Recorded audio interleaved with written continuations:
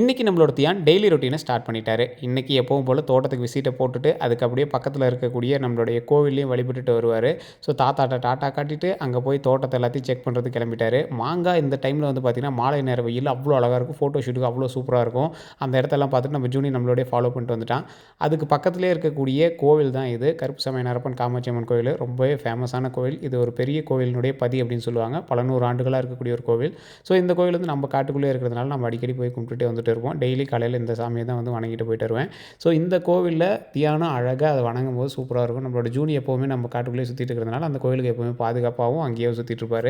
நம்ம தியான் போய் அங்கே எல்லா சாமிகிட்டையும் அந்த விளக்கு வச்சு விளையாண்டுட்டு சாமி கும்பிட்ற மாதிரி எல்லாமே பண்ணிவிட்டு அந்த சாமிலாம் தொட்டு தொட்டு விளையாண்டுட்டு வந்துட்டு இருந்தார். சின்ன வயசில் நானும் அந்த கோயிலில் அந்த சிலைகள்லாம் இப்படி தான் தொட்டு விளையாண்டுட்டு இருந்தேன். அதுக்கப்புறம் மாங்காய் செடி எல்லாத்தையுமே விசிட் பண்ணிவிட்டு நம்ம ஜூனி கூட அப்படியே விளையாண்டுட்டு அதுக்கப்புறம் நம்மளோட வெள்ளையன் நம்மளோட மாட்டுக்கிட்ட ஒரு அட்டனன்ஸை போட்டு மறுபடியும் நாளைக்கு நம்மளோட ரொட்டீனை ஸ்டார்ட் பண்ணலாம் அப்படின்னு வீட்டுக்கு வந்தாச்சு. ரெகுலர் அப்டேட்ஸ்க்கு ஃபாலோ பண்ணிக்கோங்க.